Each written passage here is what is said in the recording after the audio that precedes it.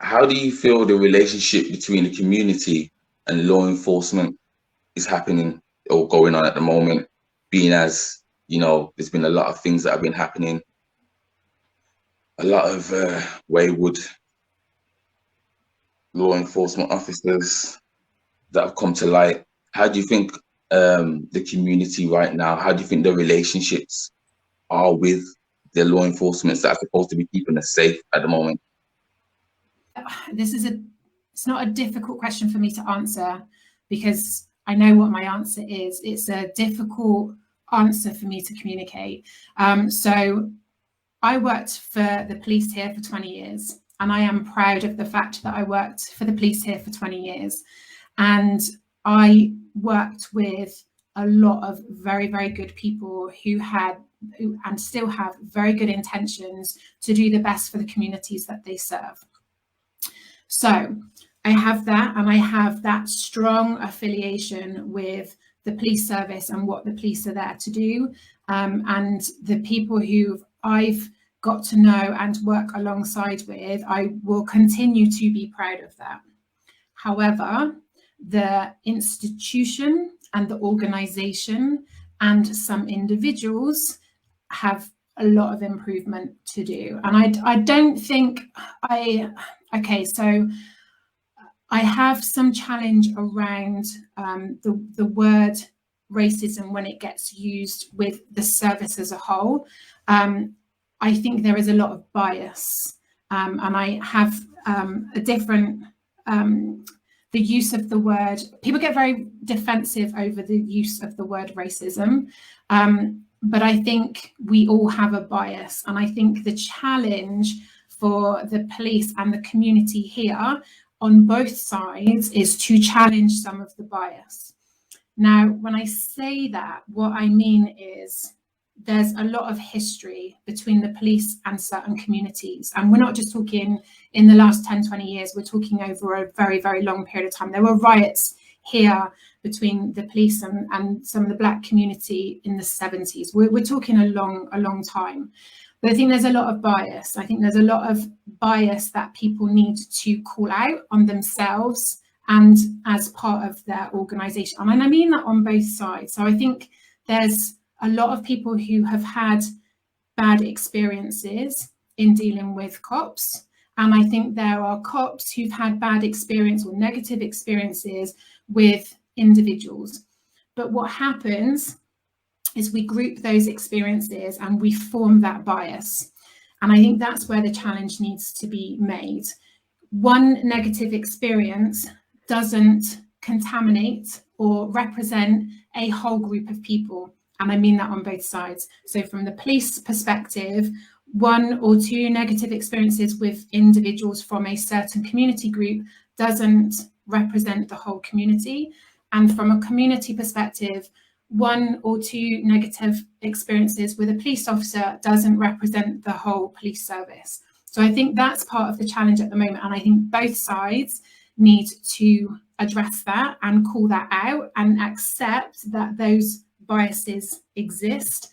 And I think at the moment it's very emotional, it's a very emotive subject. But what I am seeing from people who I know on both sides, that there are people who are very much wanting to listen and wanting things to change and wanting things to move forward. I don't know that there are many people on either side who want things to stay as they are. I think people are very keen to move on. I think the police, I'm assuming we were talking UK police here, but the police are there to protect and serve the communities. They are there to represent the communities that they serve. So we need people from all communities to be working with the police, whether that's from the outside in or whether it's as employees, as police officers, to represent the community. It's very hard to police a community that you have no knowledge or understanding of. So we need people from those communities in those organisations, and not just the police, the council, social services, all of these people who serve their communities need to have people in there who represent the communities. And at the same time, people in those organizations need to be listening and understanding those communities as well. And I think at the moment there's a lot of talking and not so much listening. And I don't think anybody wants it to stay the same. I think there's a lot of people who want it to move forward, but it's going to need some listening and some understanding. And I think also some recognition of, we got that wrong. We did not get that right. We got that wrong. We need to learn from it so that we can move on. And I do think that needs to come. We all have an individual responsibility, and organizations also have a collective responsibility to challenge the structure of the organization or how that organization is run that is not helping things to move forward. Yeah, but with all the incidents that have happened involving law enforcement, and it being on a, I hate to say it, but on a race basis, yeah, it's hard for someone like me or anyone from an ethnic background to even think that you want to become part of that institution when you've seen how that institution reacts or how it works on you, so to speak. Totally get it. So why would you want to work for an organization that you think doesn't understand you, doesn't get you, why would you want to do that? But at the same time, how does that organization change if it's not, doesn't have people and doesn't have a representative of that outside community? How else does it change? I feel that, but at the end of the day, how can it change if, you know, we're living with the old boys and how they do their thing? Because that is something that's been there for a long time, right? I mean, when we're talking about change, if I have to refer back a little bit, you know what I mean, to race and stuff. If we're talking about change, what's happening now was happening like 50 years ago, 100 years ago. You know what I mean? The only reason why it's so prominent now is because it's been publicized, where people get to actually see it, you know. So the things that you wouldn't ordinarily see, you get to see right now.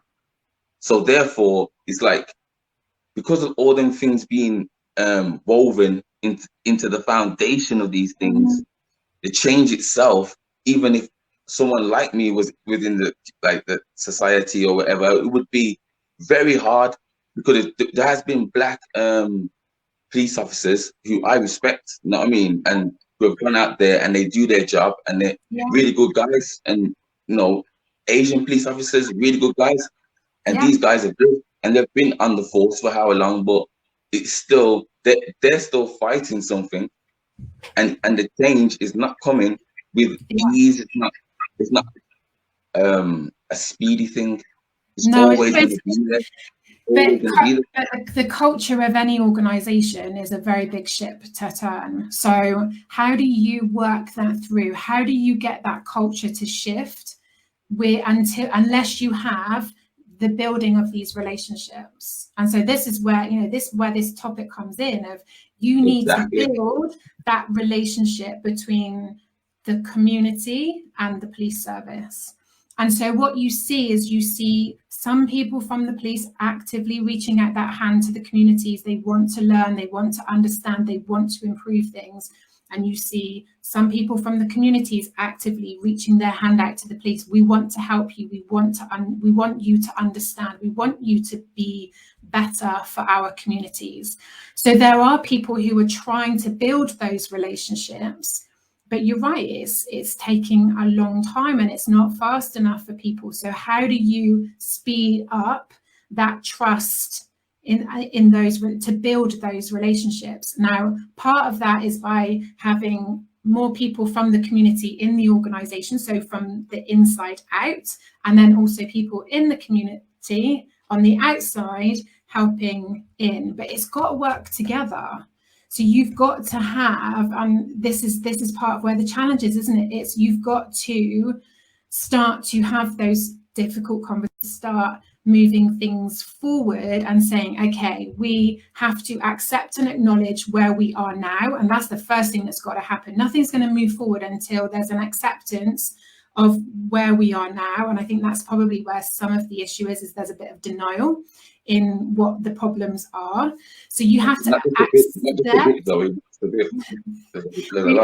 you have to remember, I've been out for 3 years, so I'm now member of the public, seeing what I see. But I know, that there's still, because I go now in as a community member, I go to these meetings to try and support from the, I'm not on the inside being able to influence these conversations now. I'm now on the outside. So I now turn up to these meetings as a member of the community to try and help the police to improve their relationships with the community, to help with recruitment and make sure, help people who are trying to, work there and improve how that organization is. But I'm now doing it from the outside as a community member. But it's about the relationship. It is about the relationship between the police service and the community. It's got to build and it's got to move forward. And I know there's some really strong relationships there, but it's got to grow. It's got to, you can't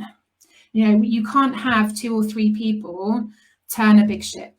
You need to have the majority trying to turn the ship. And so, I think Bristol is very lucky. We have, a diverse council.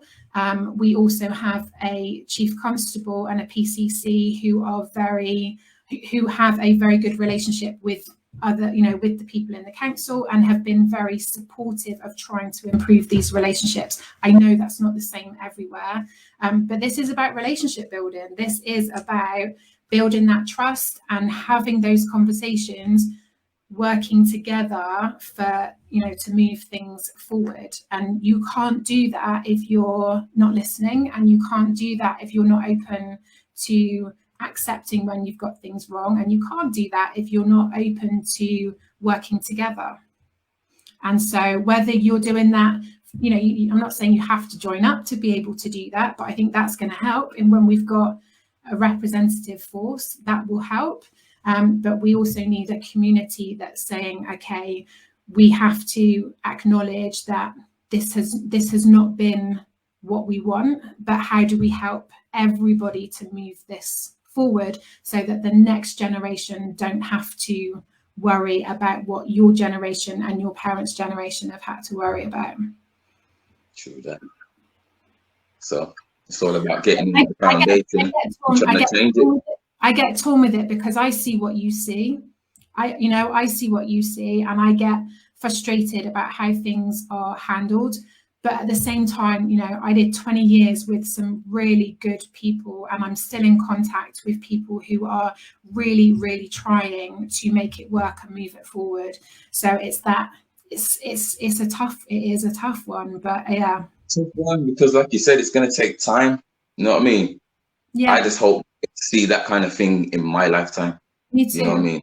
Me too. For my children, so they grow up in a better world where, everyone's respected on their character and who they are, like Martin wanted, rather than just being, looked at or judged by the content of their skin, or, that kind of stuff. I'd like that change. I'd like to see that in society.